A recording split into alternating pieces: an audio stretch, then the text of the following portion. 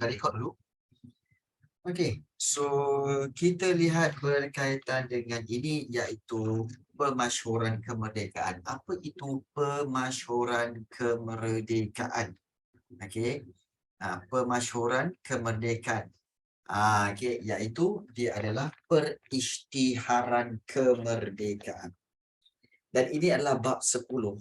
Yang mana kalau kamu tengok susunan bab ni, okey. Okey. Sekejap. Okey, sekejap Baik. Pemasyhuran kemerdekaan adalah bab 10 dan kita tahu bahawa susunan bab paling penting kamu kena tahu tentang susunan bab.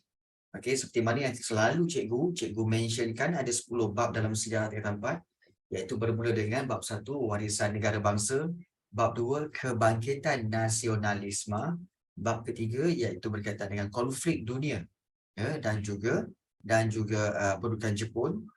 Bab yang keempat, iaitu berkaitan dengan apa? Bab yang keempat iaitu berkaitan dengan era peralihan kuasa British. Iaitu ada BMA, ada Malay Union. Bab yang kelima iaitu tentang Persekutuan Tanah Melayu 1948. Yang ini, yang ada jawatan kuasa kerja, dan juga perlembagaan rakyat. Itu kita kata Persekutuan Tanah Melayu 1948. Bab yang keenam, ancaman komunis. Bab yang ketujuh, usaha-usaha ke arah kemerdekaan, iaitu yang ada jawatan kuasa hubungan antara kaum dengan sistem ahli. Itu yang ketujuh. Bab yang ke-8, pilihan raya. Bab yang ke-9 iaitu perlembagaan Persekutuan Tanah Melayu 1957 dan bab 10 iaitu pemasyhuran kemerdekaan. So, kuasai susunan bab itu dan kemudian kuasailah dia punya rangka-rangka bab. Rangka bab, setiap isi kandungan bab tu kamu kena kuasai. Baru betul-betul kuasai sejarah. Baik. So kita lihat pemasyhuran kemerdekaan. Okey, apa itu merdeka? Merdeka ditakrifkan sebagai, maksudnya adalah kebebasan. Dan usaha untuk apa? Mendaulatkan nusa dan bangsa. Telah diperjuangkan oleh pelbagai pihak. Itu merdeka. Kebebasan. Dan tarikh 31 Ogos 1957 itu telah menjadi detik bersejarah bagi negara kita. So, rakyat berjuang untuk bebaskan negara daripada cengkaman kuasa asing. Maka untuk memastikan detik bersejarah ini diingati, pelbagai persediaan telah dibuat. Maknanya persediaan untuk menyambut kemerdekaan. Jadi kita tinggalkan sinopsis ini untuk kita tengok berkaitan dengan pengertian kemerdekaan. Apakah pengertian kemerdekaan? Baik, kemerdekaan negara pada 31 Ogos 1957 bersamaan dengan 5 Safar 1377 Hijrah merupakan peristiwa yang penuh pengertian bagi negara kita, iaitu merdeka membawa erti bebas daripada sebarang cengkaman kuasa asing. Dan merdeka juga bererti bebas menentukan pemerintahan dan hala tuju negara. Jadi kemerdekaan yang diperjuangkan ini adalah merupakan rentetan ataupun lanjutan daripada perjuangan yang panjang. Perjuangan yang panjang ke? Ya, sejak daripada perjuangan membebaskan Melaka daripada Portugis, kemudian bebaskan Melaka daripada Belanda, kemudian juga perjuangan menentang British oleh Tok Bahaman, Tok Janggut, Datuk Maharaja Lila Pusma. Sambung lagi dengan perjuangan oleh parti-parti, parti-parti seperti UMNO dan juga parti-parti negara dan sebagainya, dan akhirnya baru merdeka. Jadi satu perjuangan yang panjang. Banyak takrif merdeka yang boleh diteliti dan diambil iktibar. Baik. So itu secara umumnya ringkasan tentang pengertian kemerdekaan. Tetapi mengikut Kamus Dewan, ni merdeka ialah bebas daripada penjajahan. Tu. Okey, ataupun bebas daripada kurungan ataupun naungan. So kalau negara yang merdeka, okey, bermaksud negara yang berdaulat, iaitu mempunyai kuasa tertinggi. Nampak tak? Negara yang merdeka ialah negara yang berdaulat, iaitu memiliki kuasa yang tertinggi untuk memerintah negara. Okey, jadi beberapa tokoh telah memberikan takrif kemerdekaan seperti Syed Jamaluddin Al-Afghani, Rashid Rida, Mahatma Gandhi, Nelson Mandela, Soekarno, Tunku Abdul Rahman, Tun Temenggung juga anak Baring, Tun Fuad Stephens dan juga Tun Dr. Mahathir Mohamad. Baik, macam kita semua ni kan, kalau kita tengok maksud merdeka ialah bebas daripada penjajahan dan juga naungan. So macam korang semua kan, pelajar-pelajar ni, korang ni dah merdeka ke belum? Belum. Sebelum SPM lagi. Ya, sikit lagi ya. Maknanya kamu semua ini, kalau katakan kamu semua ini masih lagi belajar, masih lagi nak menghadapi peperiksaan SPM, bermakna kamu belum merdeka. Di bawah naungan ibu bapa, di bawah penjajahan ibu bapa. Jadi janganlah korang mandai-mandai tiba-tiba. Sebab itu pada waktu sekarang ini korang tak boleh fikir pasal bercinta. Tak boleh fikir pasal bercinta. Oh, aku sayang kau lah, aku sanggup korbankan apa saja. Sudahlah. Kan baju pun mak ayah beli. Kan kain plekat rumah tu pun mak kamu beli kat kedai. Lagi nak kata apa? Nak berkorban apa saja. So sudahlah tu, kan? Jadi sebab itu anda semua belum layak untuk bercinta ke apa ke, kerana apa? Belum merdeka. Belum merdeka ya.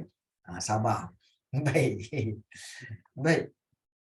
So kita lihat di sini. Kita tengok satu-satu tokoh ni, iaitu inilah dia Syed Jamaluddin Al-Afghani. Syed Jamaluddin Al-Afghani. Ini dia tokoh daripada Timur Tengah Mesir, iaitu dia ni juga yang terlibat dalam apa? Terlibat dalam gerakan Islah dan juga gerakan Pan-Islamism dalam bab yang kedua. Ingat orang yang sama, Syed Jamaluddin Al-Afghani. Baik, dia kata merdeka ni ialah perjuangan bagi menghadapi penjajah. Hendaklah disertai semangat kebangsaan, iaitu jinsiah, dan cinta akan tanah air yang merdeka, iaitu wataniah. Beliau yakin rakyat perlu membebaskan diri daripada pencerobohan pihak luar. Dengan cara apa? So rakyat perlu bebaskan diri dengan bersatu padu bagi mempertahankan maruah diri bangsa, agama dan juga negara. Baik.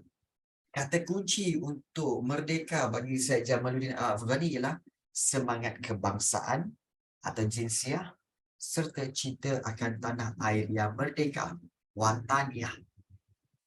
Itu kata kunci untuk kamu bezakan maksud merdeka ini daripada tokoh-tokoh lain. So Syed Jamaluddin kata apa? Merdeka ini ialah perjuangan menghadapi penjajah yang perlu disertakan dengan semangat kebangsaan dan cinta akan tanah air yang merdeka. Baik. Kemudian tokoh yang kedua pula, iaitu Rashid Rida. Salah seorang tokoh daripada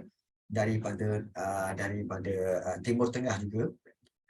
Kedaulatan dan kekuatan sesebuah negara adalah untuk apa? Bebaskan diri daripada penjajah barat.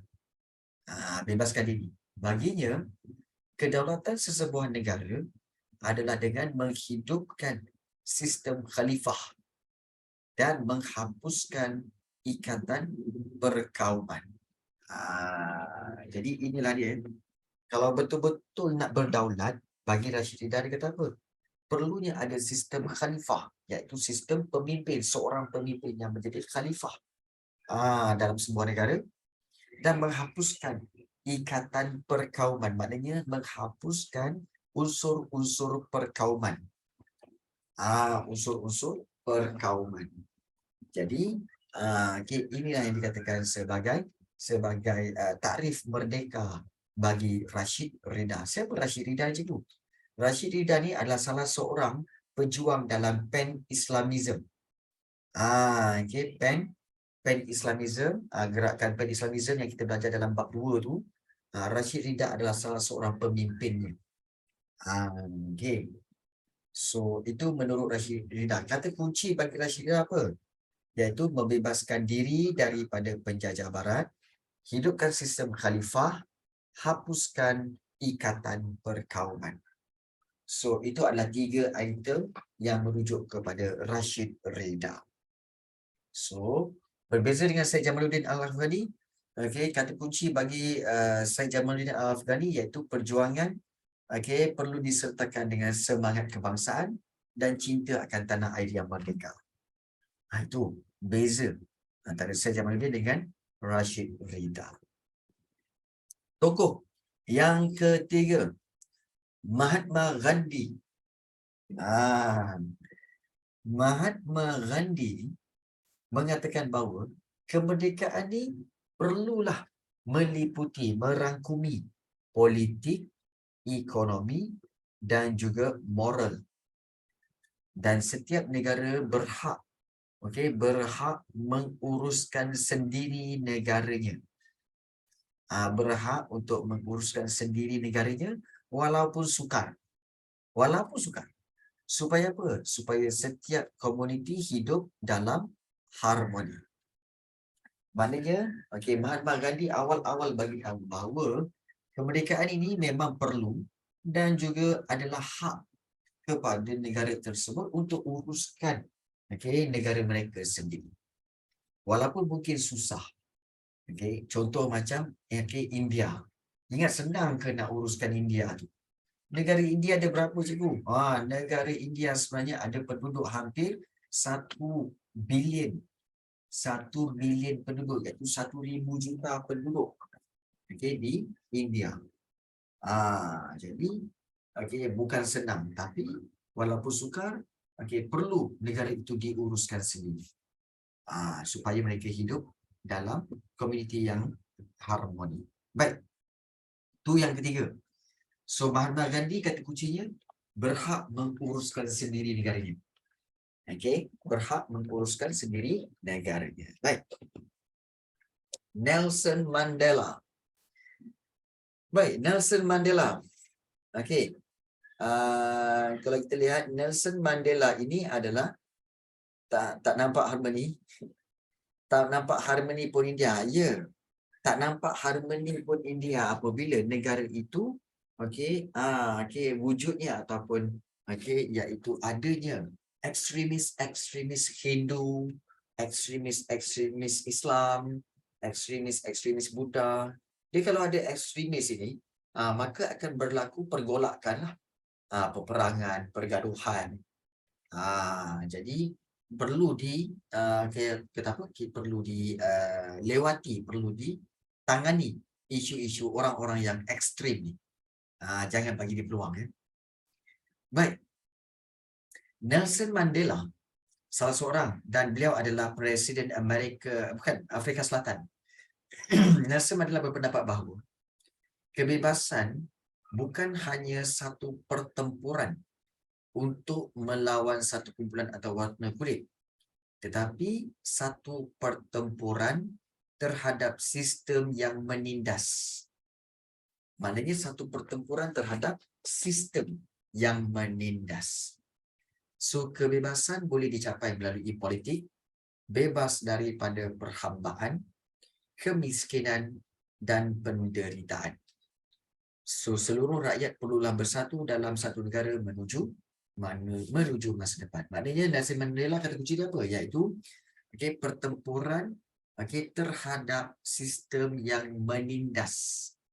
Jadi, kebebasan boleh dicapai melalui politik, bebas daripada perhambaan, kemiskinan dan juga penderitaan.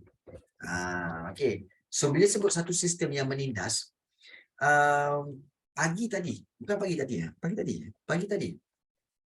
pukul 3 tadi. Pukul 3 tadi, kelas sejarah form 3. Dia orang kata apa tahu? Hopefully Malaysia akan menjadi lebih prosper selepas ini. Lebih baik selepas ini. Tetapi mereka kata apa? Tapi mereka kata, I think education, our Malaysian education is not good, teacher. Is among the worst in the world. Dia kata macam tu. Baik, for me, sebenarnya bukan salah orang yang letak atas, bukan salah kementerian, bukan salah orang-orang yang di jabatan, tetapi ini adalah salah dari sudut sistem. Di mana sistem pendidikan kita ni sebenarnya kan matlamat betul, tapi cara tak betul. Matlamat betul, cara tak betul. Iaitu matlamat nak memberikan kebaikan kepada semua pelajar, itu betul. Tetapi dengan memberikan segala macam-macam pelajaran ke dalam sekolah menengah, dan juga memberi penekanan dan tekanan, pelbagai tekanan, mengejar koko, mengejar pendidikan, mengejar juga dengan persatuan dan sebagainya, sehingga hilang tumpuan pelajar untuk belajar dan sebagainya, hilang keseronokan untuk pergi sekolah. So, itu kesilapan sistem. Itu kesilapan sistem. So, sistem tu yang nampak menindas, yang menjadikan education kita not so good. Not so good kan. Jadi itulah kalau kita kata kesimpulan daripada tu. Betul. Sekarang banyak belajar sebab exam. Betul. Sekarang banyak orang nak belajar sebab nak exam. Jadi betul. Betul kan. Sekarang fokus kat akademik je, betul. Jadi kita tak ada masa lagi untuk membuat sesuatu yang kita suka, dan pergi sekolah bukan lagi sesuatu yang menyeronokkan. Tetapi kita rasa terbeban dengan pelbagai perkara. Berbeza dengan cikgu dulu Cikgu tak tahu kenapa tapi zaman cikgu dulu, sekolah dengan form 4, form 5 dulu, cikgu habis sekolah kan. Nampak? Cikgu kalau habis sekolah kan, kita orang kawan-kawan boleh habis pukul 2, terus naik bas pergi KL, sampai KL pukul 3, 3:30 masuk studio jamming main music. Dengan kawan-kawan sampai pukul 5:30, 2 jam. Lepas tu balik rumah, kemudian barulah study. Best now, betul. Kan? Sebab kita tak berfikir pasal sekolah. Macam sekolah dah tak best. Well, korang dah tinggal setahun setengah je bang. Tahun depan dah form 5. Lepas tu korang dah keluar daripada sekolah, masuk pada college atau universiti. So tak payah fikirlah macam mana nak anggap sekolah tu sekolah. Pergi je lah kan. Lainlah kalau korang sekolah rendah lagi kan, boleh fikir macam mana nak ubah. Tinggal setahun lebih je kot. Pergi je lah Seronok tak seronok kena pergi. Itulah nak buat macam mana sebenarnya sistem negara lain ada koko. Sebenarnya kesilapan tu banyak. Tapi cikgu tak naklah bentangkan kat sini supaya tak kontrol. Kemudian kita dah tengok tentang Rashid Rida, kemudian Mahatma Gandhi dan juga Nelson Mandela. Dan seterusnya Soekarno. Ini sosok tubuh yang hebat ni. Soekarno. Baik, Soekarno kata apa? Soekarno kata bahawa beliau ni adalah Presiden Indonesia yang pertama. Beliau kata kemerdekaan ini maksudnya apa? Bebas selama-lamanya. Bebas selama-lamanya. Dan kebebasan ini merangkumi bebas tu macam mana? Bebas untuk berfikir, bebas untuk bertindak daripada politik penindasan dan rejim autokratik. Maknanya rejim yang berkuasa mutlak.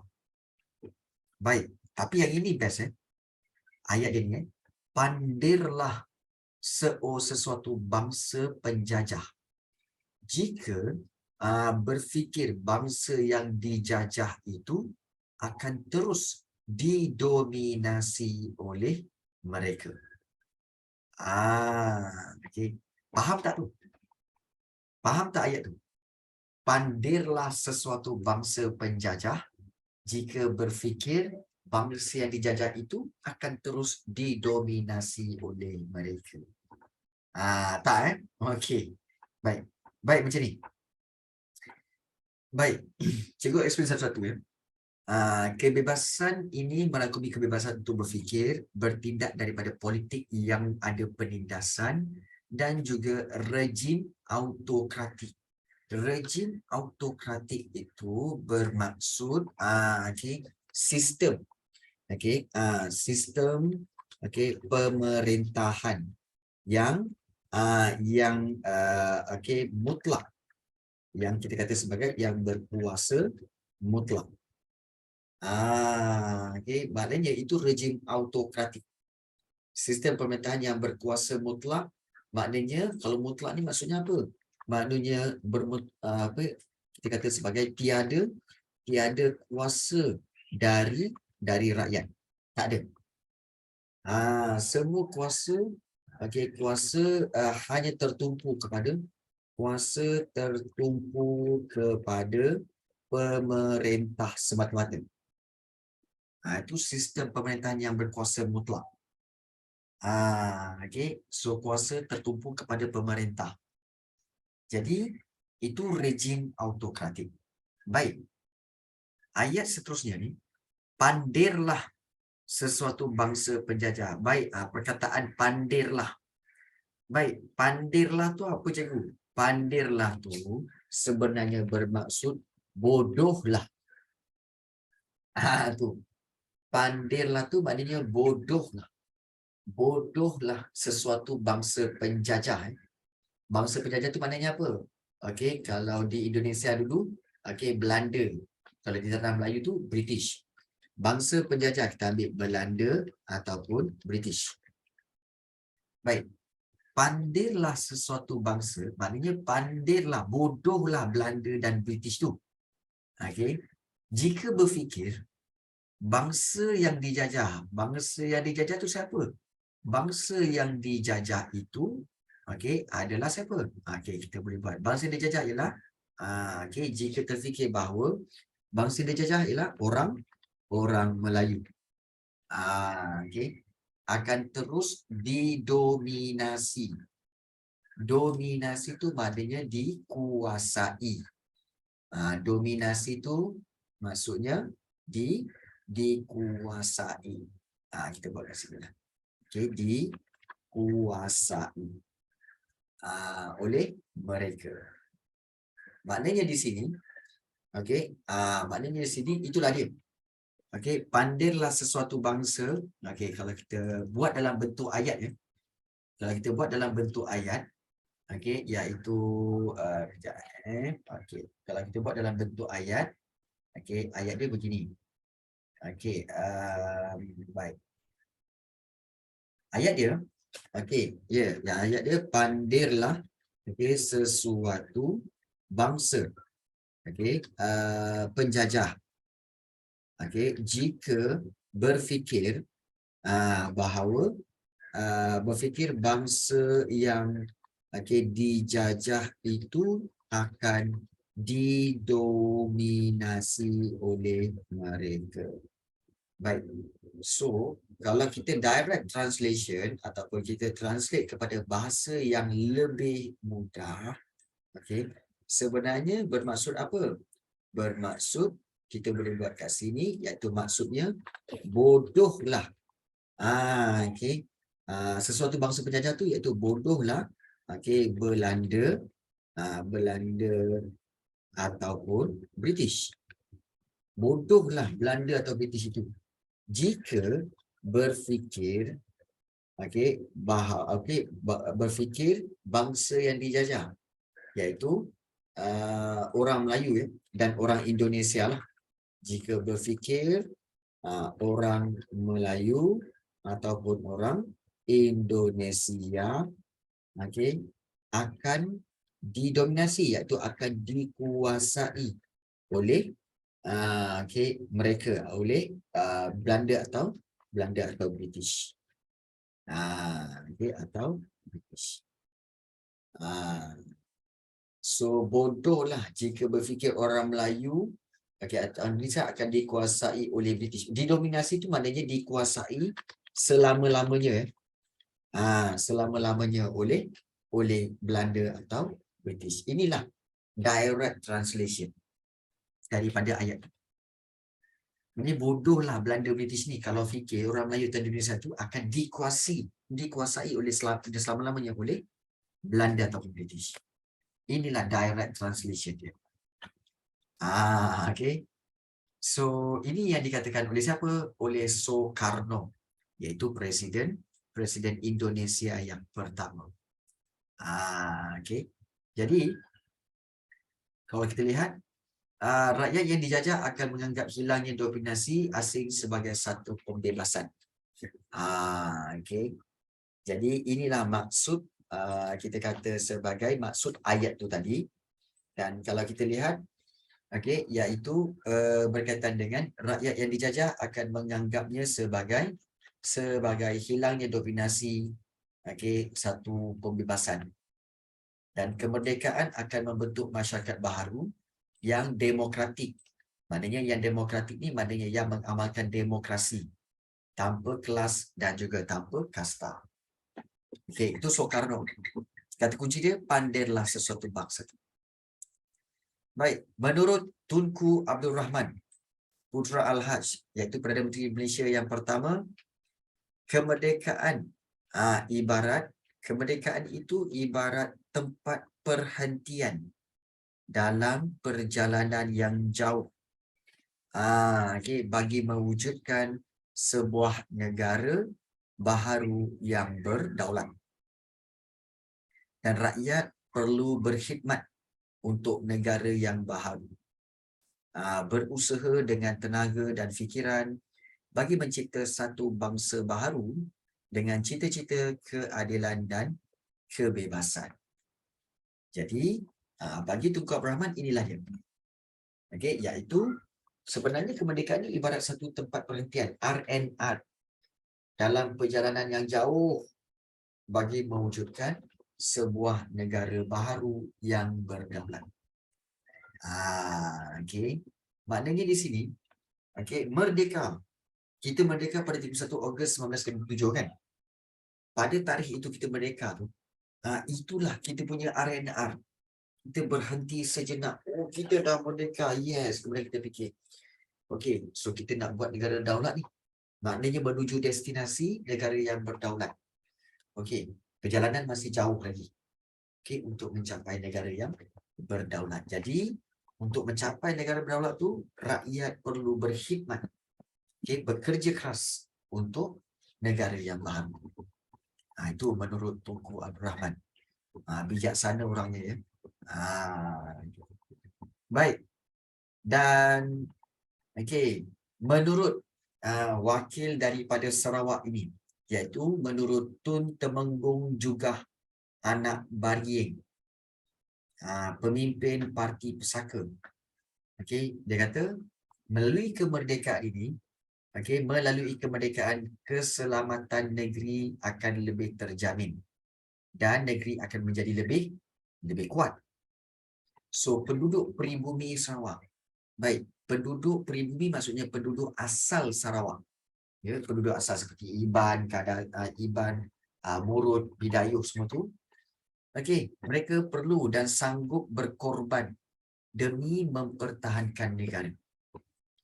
Di samping itu, dengan kemerdekaan ini kita dapat mengatasi ancaman komunis yang berleluasa di Sarawak.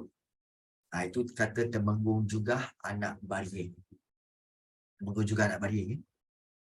Ini adalah pemimpin Parti Pesaka. Dan untuk daripada wakil Sabah, iaitu menurut Tun Fuad Stephens. Tun Fuad Stephens ini adalah Ketua Menteri Sabah yang pertama.